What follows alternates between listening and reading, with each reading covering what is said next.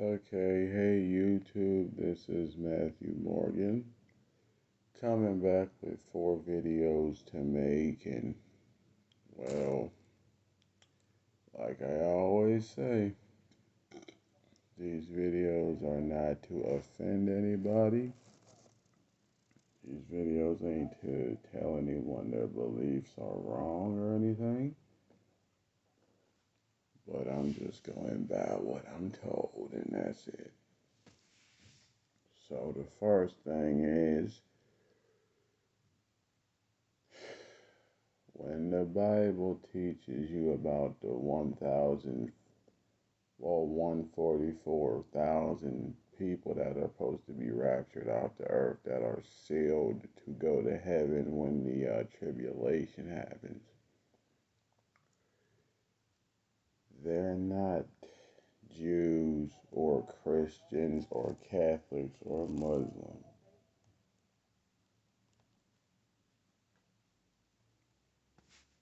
They're anybody that believes in the true teachings of Jesus. They're anyone that believes in the true teachings of Jesus. He's not basing this rapture off of the Christians, the Muslims, the Hindus. He's basing it off of who follows him in the spirit. He's basing it off of who actually cares about their brother, who cares about their sister, who cares about uplifting fallen humanity, who cares about teaching people irregardless of their sexuality, race, religion, how much money they have, if they like them or not, based off of who they are. The 144,000 that's getting raptured is people who actually care about people.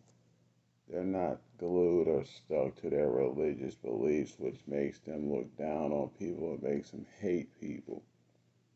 If you're one or two people, one, you either believe the truth and know it, or two, want to know it, but you're not sure where to find it.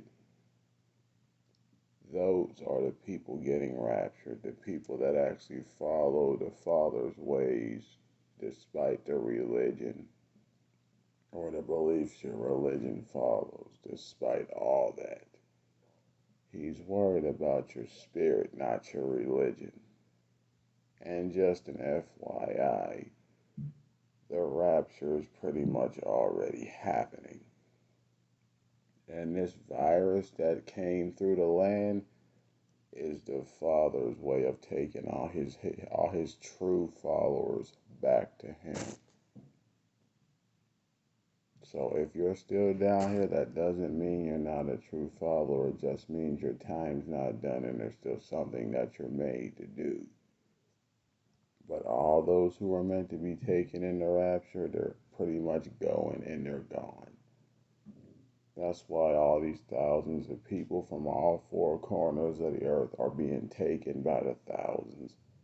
This virus is what was supposed to do that, and it did. Whether they were young, old, rich, poor, black, white, gay, straight, anyone who wants to know the truth and has high interest in knowing it, that's who was raptured, that's who was taken. It has nothing to do with your religious beliefs.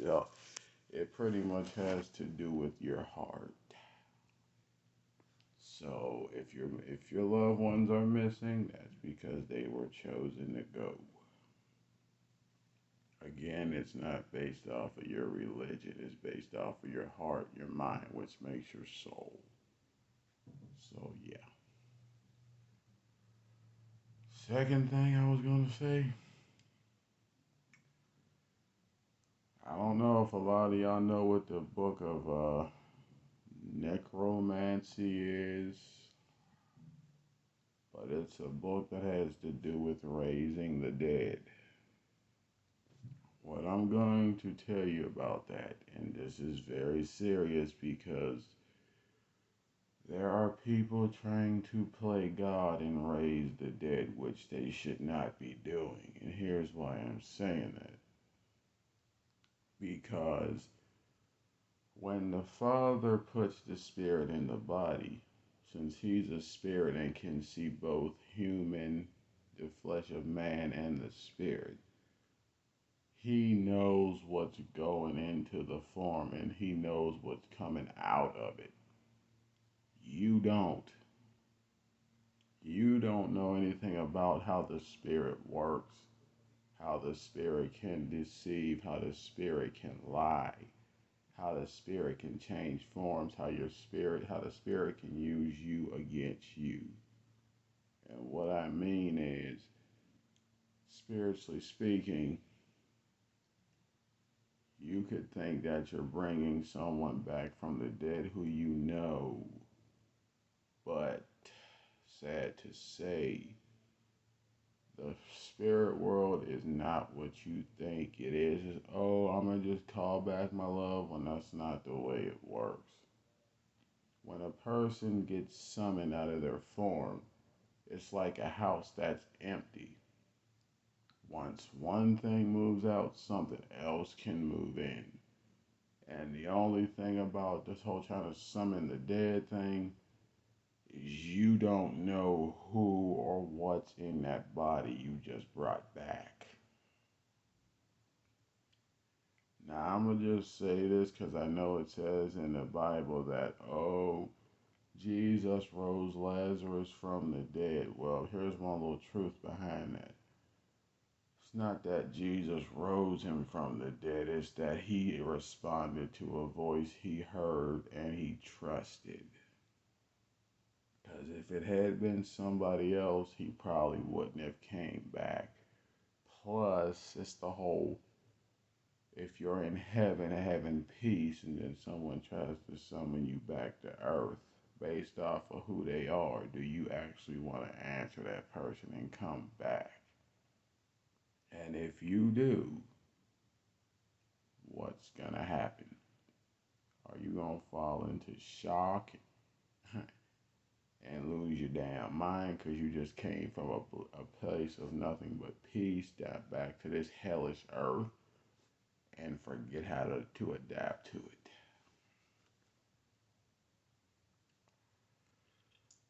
But anyway, like I was saying, people need to stop trying to play with the grave because you don't know what you are doing. Because you're tampering with a doorway that you don't know how to close or open. And then once you open it, you as a human can't see or tell what's coming out of it. Because spirits can do what's called shape shifting. Meaning they can look like whoever or whatever or sound like whoever or whatever. And then you try to raise the body of a person that you miss.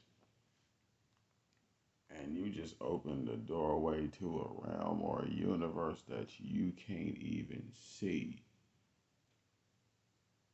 And even though you might have risen that person's body, you don't know what spirit is in that person. And then that spirit can play with you. Like, when I say use you against you, what I mean is that spirit will study you and play you by making you think the person that you rose from the dead is who they actually are when they're not. That's why y'all need to stop trying to raise the dead, because you don't know who or what you rose. The body might be the same, but the spirit definitely won't be. Because like I said, raising the dead is like a house. When one person moves out, another one can move in. Only difference is with that, you can actually see who it is. With the spirit, you can't. So there might be an angel going into that person. There might be a demon going into that person. There might be a whole nother spirit from a whole nother dimension going into that person.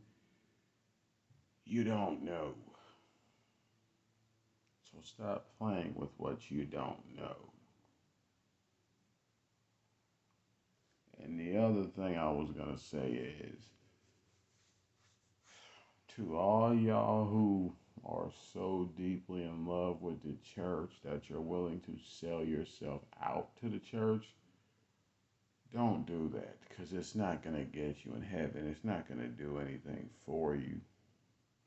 Like, when I say sell out to the church, I mean you do whatever it takes to keep your position, even if that's stepping on your own family members' necks to keep it, or being under the pastor and sucking his dick too much. Literally, people in the church become what you call dictators who don't have a reason to even be like that. There's a lot of people in church that tend to sell their soul to the church to keep a certain position. Like, for example, if you're the pastor, since technically you're the head of the church, anyone that tries to stand against you, you turn the church against, or you try to use the Bible to lie on them, or you try to use the Bible to turn people against them spiritually. Or you might get them assassinated, or you might threaten other people's positions to turn them against that person. And if those people are weak-minded enough, they'll turn against that person for that position that they love so much. That's why it's called selling your soul, because anything you're willing to do to keep that position is what you're gonna do. Or like I said, any other position in the church. Some people get so caught up with a position they forget it's just a position. And they start setting people up for failure, lying on people, preying on people's downfalls, setting people up for dangerous situations so that they can take that person's place. Church is just as devilish and as evil as the world, if not more. So just remember, the church is not worth your soul, because people think, oh, when they go to the church, they get saved. No, you don't. When you go to the church, you become more of a slave than you were in the world, and you get dragged away from God more than you did when you were in the world. Because first, you're so busy having your mind caught up on trying to get your life right with God. Then people try to start forcing you to join ministries and stuff. Then after you fall into that pressure of, oh, you should wanna, once you fall into that pressure, then you start joining ministries for the wrong reasons. Then afterwards, people start trying to boss you around and tell you how to deal with that ministry. Then once you do that, then you start to become all comfortable with it because you don't feel like hearing them talking to you about it, so you just deal with it. And then, after a while, you start to like it because you have to, not because you want to. And then they start trying to give you little assignments and jobs to do with it. Then eventually they just give you the power over that position and say, God said that you should have this, which you probably didn't, but who knows. Then after a while, you start doing that position so long that you start doing good with it. Then after that, you become attached to it. Now can't no one take it from you. Now you're pretty much a devil because you don't want no one taking your position. Now you're willing to do whatever it takes to keep that position, even if that means screwing someone else over for it. Stepping on your own family members' necks about it. Selling people out. Yeah. And anyway, that's pretty much all I had to say about that one. So, good day.